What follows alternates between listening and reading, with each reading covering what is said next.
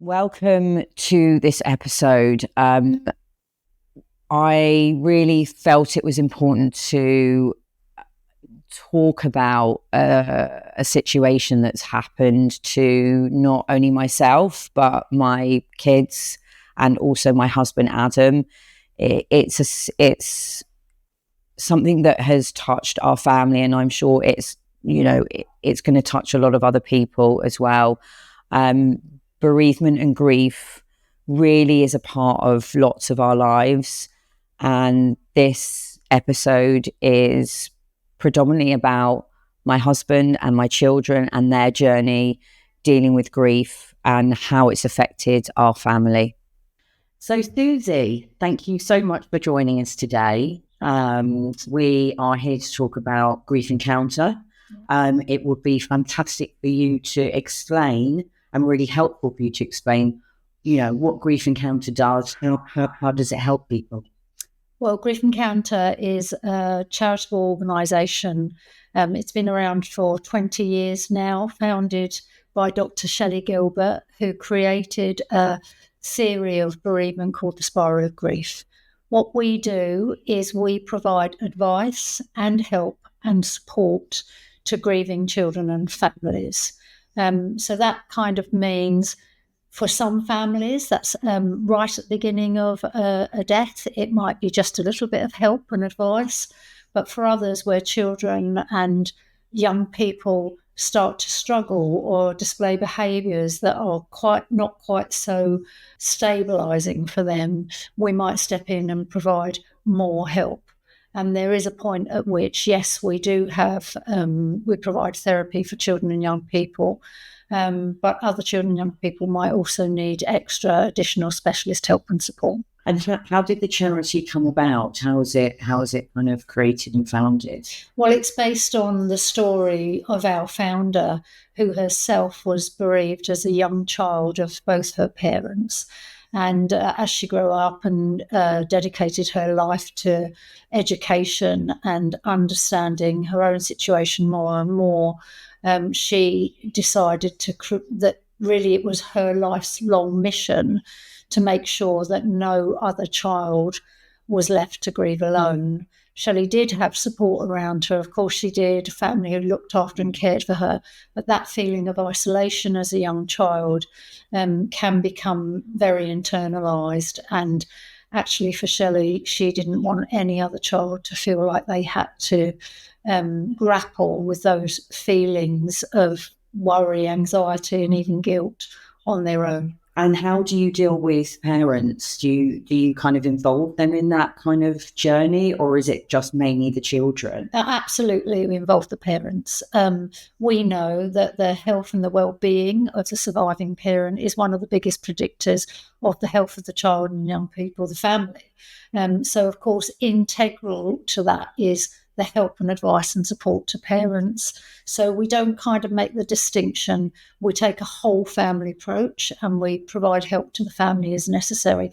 And that might include sometimes providing that intensive therapeutic support to the parent too. So Adam, you've obviously had involvement with Grief Encounter. It would be very helpful to understand if you would share your story. My story starts when I met a girl called Joanne. I met her in 1998.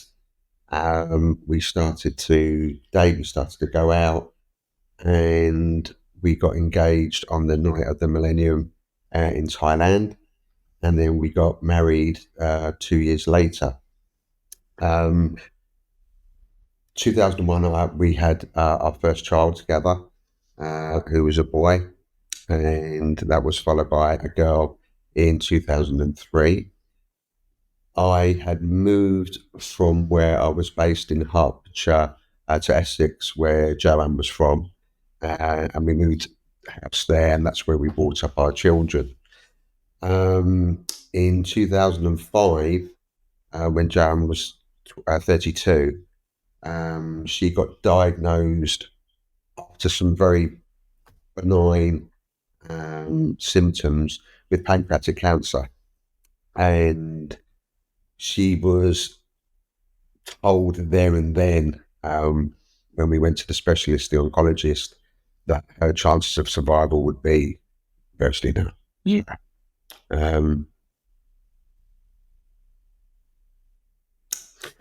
Anyway, one.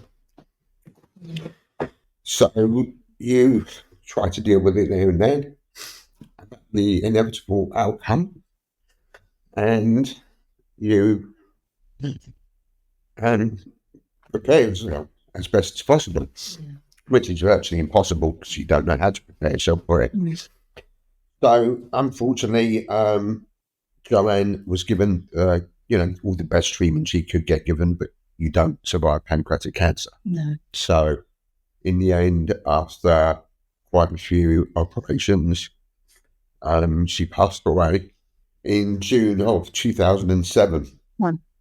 And she was 32 when she got diagnosed with cancer, 34 when she died.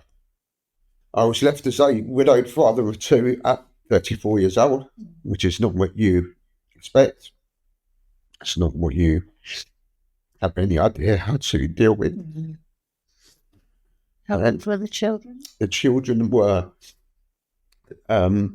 she just dragged herself out of hospital for my son's 6th birthday. So the children were 3 and 6. Yeah.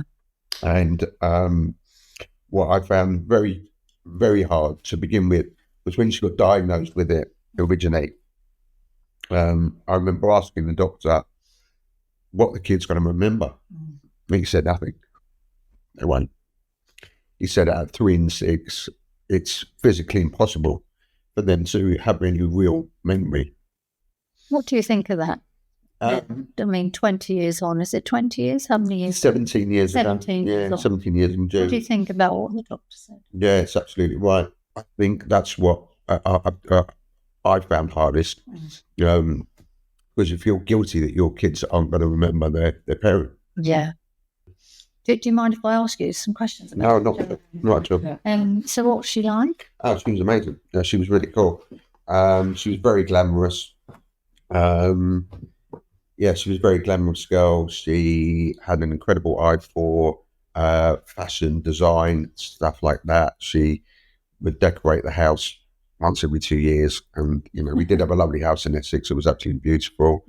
And what did you talk with Joanne about the children and what might happen and how you were going to? Absolutely. I think because from the moment she got diagnosed with the cancer, I asked the doctor, the oncologist there and then, I said, what are her chances? And he said 6 months. So because of that, there wasn't any kind of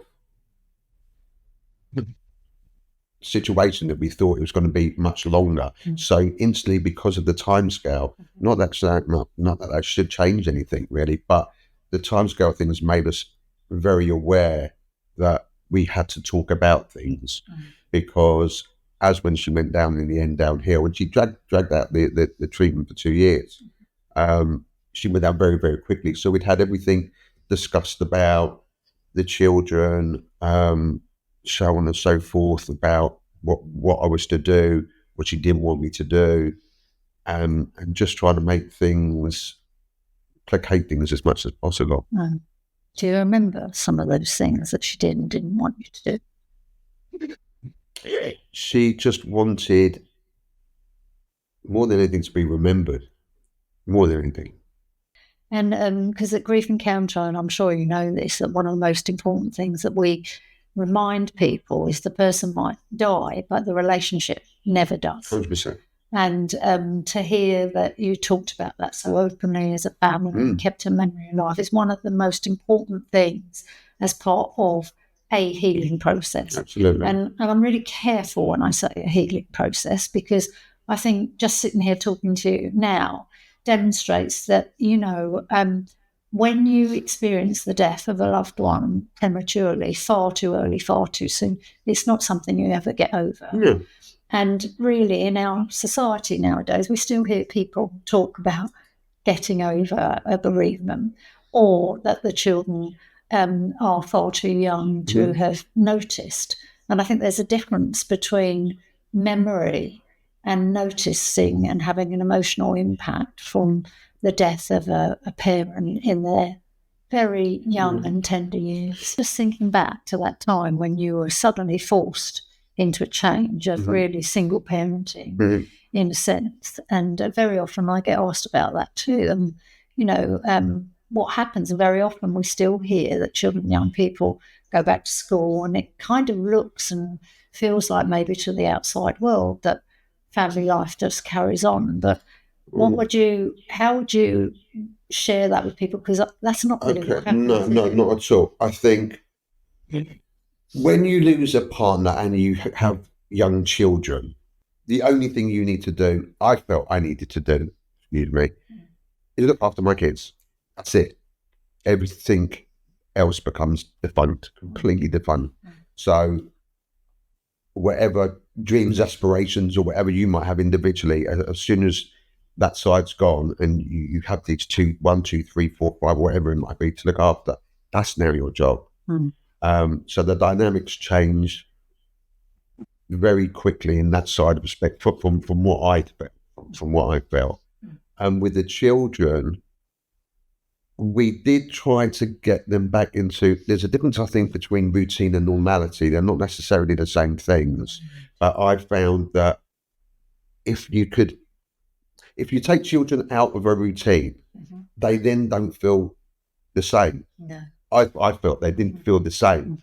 So the more you make, I don't say a big deal out of it because it is a big deal, but the more you separate them from normality, from routine, they don't feel normal. So we got them back to school as quickly as possible. I probably had more time from work than anyone else. I mean, when Joanne was ill, I didn't work for virtually 2 years. But with the children, we got them mixing games. It was important for them to be around other children and not to be at home and just seeing me upset all the time and relatives, etc.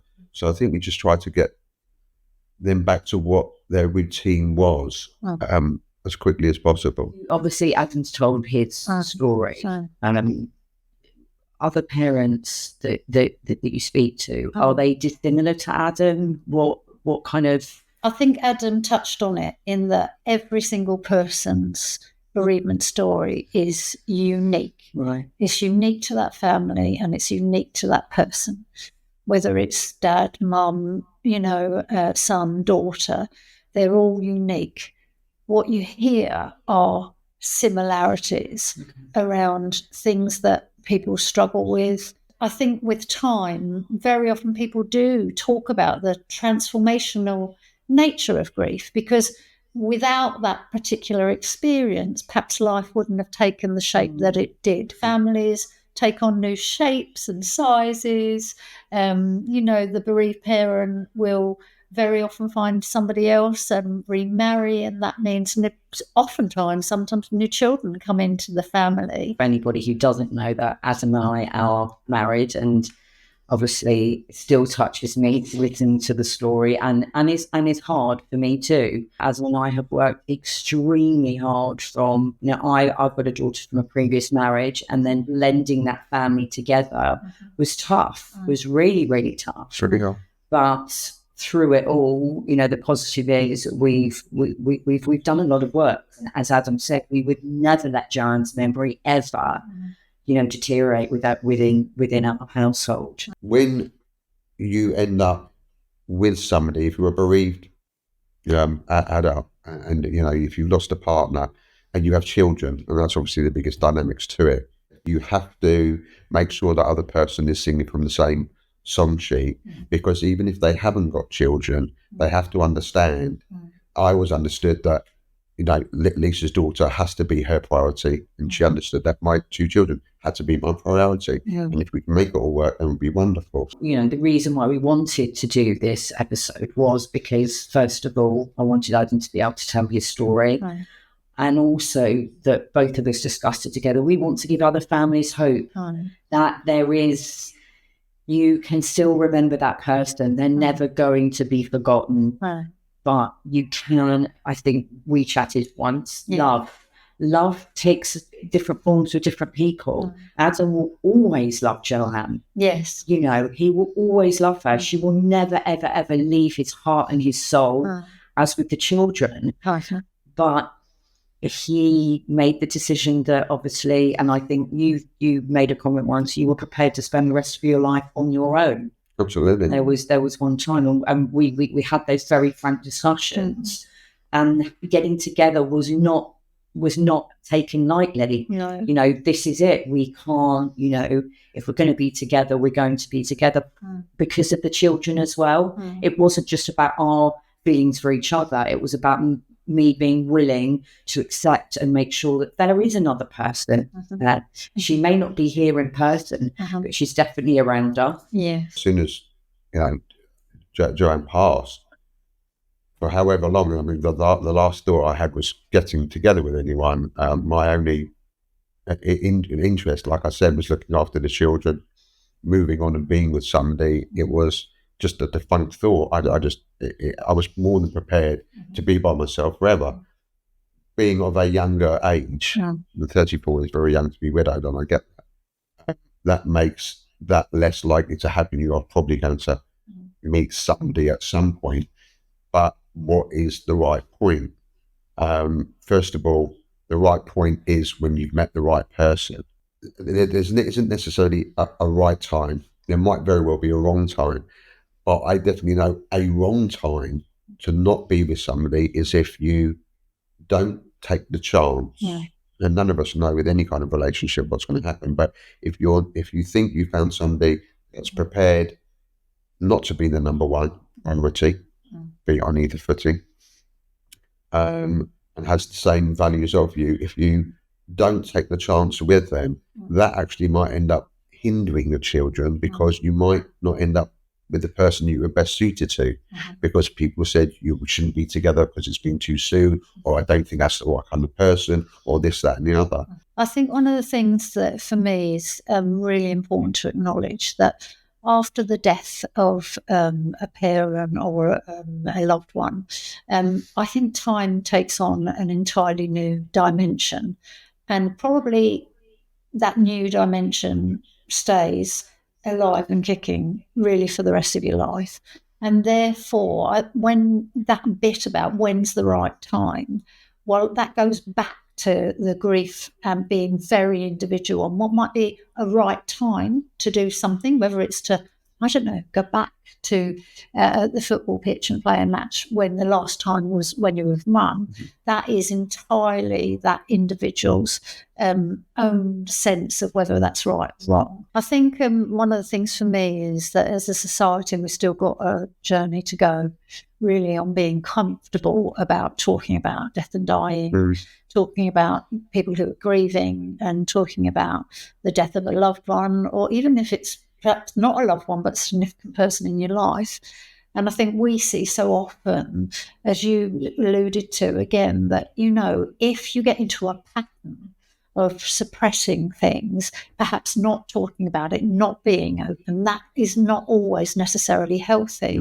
But that doesn't mean that you can force somebody to be ready to talk. But could the adults around children be a bit more comfortable with talking about death and dying in a positive way? I think we've got some learning to do. And even in my role, people say to me, I think I shared this with you before, Lisa, they say to me, well, Susie, why do you do that job? You know, you're surrounded by death and dying. And I always say, oh, no, that's not what I'm surrounded by. I'm surrounded by people who are alive and living with the death of somebody, or a tragic death or accident that will live with them lifelong. And who would not then want to sit beside those people and talk to them and share the space? Because it's going to be all of us in some shape or form at some time. We don't want it to be too early. We don't want it to be too tragic. We don't want to hear of sad stories. But if we're honest, that is our lives. and lives do happen and tragedies do happen. And at Grief Encounter, I suppose we hear of them all in one space. And that can have an impact, actually, even on the people who are working with children and families, because it makes you, just as you said, it makes you very sensitive to let's live life to the full. Let's not waste emotions that are perhaps negative and not helpful. But of course, that also is a little bit unrealistic because we all have bad days, don't we? Yes. But I know for myself, my little tolerance of negativity is pretty thin. What do you feel that society feels about, you touched upon it, like the right time to get together? Is there still a big stigma about it? Do you hear other stories of, because we did go through quite a lot of turmoil with people didn't want or didn't think that we should be together. It wasn't the right time. We should have taken more time. We should be thinking about the children. It should be, 5 years before Adam moved on. We were very good friends beforehand, and we felt that it was right. And we took things slowly, and we talked about the process of, the time, as I said, we courted, and then he went away, didn't move in until sort of, I think, the year after that. So it was a good couple of years. But even so, there was still people that were not happy that we were together. Do you have similar situations, or what do you feel that society feels about that now? I think it's a really hard question to answer because on the whole, as a society, things have moved on and pretty quickly, haven't they, over the last 20 years, where, there were situations where that people didn't agree with, or the way value bases were shared much more openly than they are nowadays. Nowadays we're much more, I think, in general, accepting as a society of difference. And I think in the world of bereavement, that understanding of time, like we said before, I think that also is a little more acknowledged that, is time really a healer, or does time help people learn to manage things better? I think those bits about, what goes on in families and what do people think, I think they're always so complicated, and obviously so, because each individual is bringing their own set of emotions, their own worry and fear and guilt and anxiety to a situation. And very often that can be kind of displaced in different ways. And if you think about those family relationships and all of those guilts that people might be, the questions that people might be having, well, what if my child is forgotten? Or what if my child's presence in the world and as a mother isn't cherished forever? They're kind of inextricably linked, aren't they, back to your own feeling? And I can only really talk about that from my own perspective as a mother, that actually, if that were me, the protective factor for me would just kick in. And if it did, would I be talking in a rational way? Probably not. Definitely a tiger mum then. And I would definitely be thinking about, probably my own kind of needs to recover that space. And so I think it's highly complicated and it's highly fraught. And I think the most healthy thing is to be able to talk about it and to be able to share even some of the most difficult fears and worries. But really, as a family, how difficult is that to do anyway? On a day-to-day basis, when you're busy with work and school and getting on with things, it's really, really hard. So I kind of the answer to that question, really, from my perspective, is probably does it matter? Okay. Does it matter? Because what matters is the children and the family, and that what really matters, that you're trying to live with something that you didn't expect, a sudden forced change, or a tragedy that you couldn't even have imagined. And so isn't that hard enough? Yeah. And people do think all sorts of things about each other, don't we? We do it all the time. We hear it in the newspapers all the time. And I think when it's to do with the bereavement, it becomes really complicated by other people's individual feelings. And I think the one thing, you're allowed to be happy. You're allowed to feel love. You're allowed to be happy again. And I'm so proud of our family. I mean, you know, it's been such a long journey, but the kids are great. I'm so lucky that we've all put in the hard work, and we are one big happy family. As much as you can be. I mean, you know, no family is perfect, right? If there's one positive message that you could give to anyone listening to this podcast, what would you say? Well, grief is lifelong, but that intense feelings of sorrow and yearning, they can be transformational, and great things can happen. And therefore, do never, ever lose sight of hope and healing, because it is there. Thank you so much. Thank you. I just went and had a little bit of a toilet break, came back, and on the table was, or is, a white feather. And I quickly called Adam back in, and I was like, did you see this white feather? And he was like, yes. It was right next to me throughout the whole time we were recording, and he hadn't noticed it until we'd finished.